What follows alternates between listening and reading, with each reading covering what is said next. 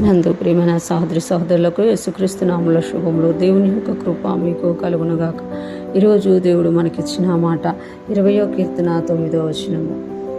యెహోవా రక్షించుము, మేము మొరపెట్టినప్పుడు రాజు మాకు ఉత్తరం ఇచ్చునుగాక. ఈ మాటలు మనము 20వ కీర్తనలో చూస్తున్నాం. ఈ కీర్తన దావీదు మహారాజు గారు రాసినట్లుగా మనము చూడగలం అన్నమాట. ఆయన 8వ వచనంలో అంటున్నారు కదా, వారు కృంగి నేల మీద పడి ఉన్నారు, మనం లేచి చక్కగా నిలుచున్నాము. వారు కృంగి ఎవరైతే దేవునికి విరోధంగా లేస్తున్నారో, ఎవరైతే దేవుని బిడ్డలకి విరోధంగా లేస్తున్నారో, దేవుని యందు కాకుండా మనుషులు యందు వారు అతిశయిస్తున్నారో వారందరట కృంగి నేల మీద పడి ఉన్నారట.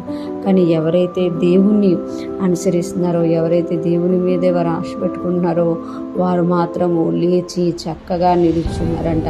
అందుకే ఇక్కడ కీర్తనకాడు అంటున్నారు కదా, ఈరోజు దేవుడు మనకిచ్చిన మాటలో యెహోవా రక్షించుము, మేము మొర్రపెట్టినప్పుడు రాజు మాకు ఉత్తరం ఇచ్చునుగాక. యెహోవా రక్షించుము, మేము నీ యందే ఒక ఆశ కలిగి ఉన్నాము, నువ్వే మా అతిశయం అని చెప్పుకుంటున్నాము, నీ మీదే మేము ఆధారపడుతున్నాం కనుక మమ్మల్ని రక్షించు, మమ్మల్ని రక్షించు, మా ప్రతి పరిస్థితిలో నుండి మమ్మల్ని రక్షించు, మా ప్రతి కష్టము నుండి మమ్మల్ని రక్షించు, ప్రతి శోధన నుండి మమ్మల్ని రక్షించు అని అంటూ మేము మొర్రపెట్టినప్పుడు రాజు మాకు ఉత్తరం ఇచ్చునుగాక. మేము మొర్రపెట్టినప్పుడు అంటే బాధలో ఉన్నప్పుడు, వేదనలో ఉన్నప్పుడు, చెప్పుకోలేని కష్టంలో ఉన్నప్పుడు మేము మొర్ర పెడుతున్నాము. ఆ మొర్ర పెట్టినప్పుడు మీరు మాకు ఉత్తరం ఇవ్వండి, రాజు మాకు ఉత్తరం ఇచ్చినగాక. అంటే దేవుడిని ఇక్కడ దావీదు మహారాజు రాజుగా పిలుచుకుంటున్నామట. రాజు మాకు ఉత్తరం ఇచ్చునుగాక అంటున్నారు. అంటే దేవుడిని దావీదు మహారాజు గారు దేవుడుగా చూస్తున్నారు, అదే సమయంలో రాజుగా చూస్తున్నామట. అంటే రాజు దగ్గరికి అనేక మంది మనవలు తీసుకొని వస్తూ ఉంటామట.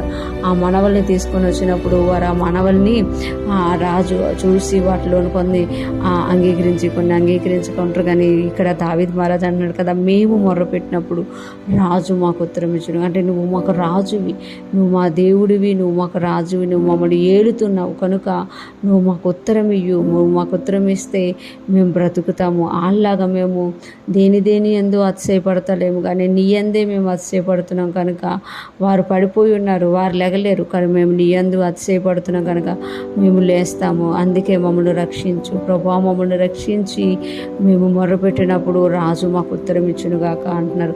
అంటే ఎప్పుడైతే మనం మొర్రపెడుతున్నామో మన దేవుడుగా మనకు దేవుడు ఉత్తరం ఇవ్వడమే కాకుండా ఆయన రాజుగా మన ప్రతి పరిస్థితిని చక్కపరిచే దేవుడుగా ఉన్నారు. ఈరోజు ఫ్రెష్ మన వింటున్న ప్రతి ఒక్కరం కూడా ఏ కష్టం గుండా, వేదన గుండా, బాధ గుండా వెళ్తున్నా మనము ఆయనకు మొరపెట్టుకున్నప్పుడు ఆయన మన మొరను ఆలకించే దేవుడుగా ఉండి మనకు ఉత్తరం ఇచ్చే దేవుడుగా ఉన్నారు. రాజుగా ఆయన మన ముందు నడిచి మన ప్రతి పరిస్థితిలో మనకు సహాయం చేయడానికి ఆయన ఇష్టపడుతున్నారు. మనం మొర్రపెట్టుకునేటప్పుడు దేవుడు మనకు ఉత్తరం ఇస్తున్నాడు అనే నమ్మకంతో మనం మొరపెట్టుకున్నప్పుడు దేవుడు ఆ కార్యాన్ని చేసి మనల్ని సాక్షులుగా నిలబెట్టును. దేవుడు మనల్ని నిలబెడుతున్న విధానమును బట్టి దావీదు మహారాజు గారిలాగా మనము దేవుని స్తుతిస్తూ ఆయన యందే అతిశయిస్తూ ఆయన్ని హత్తుకొని జీవించుదుము గాక.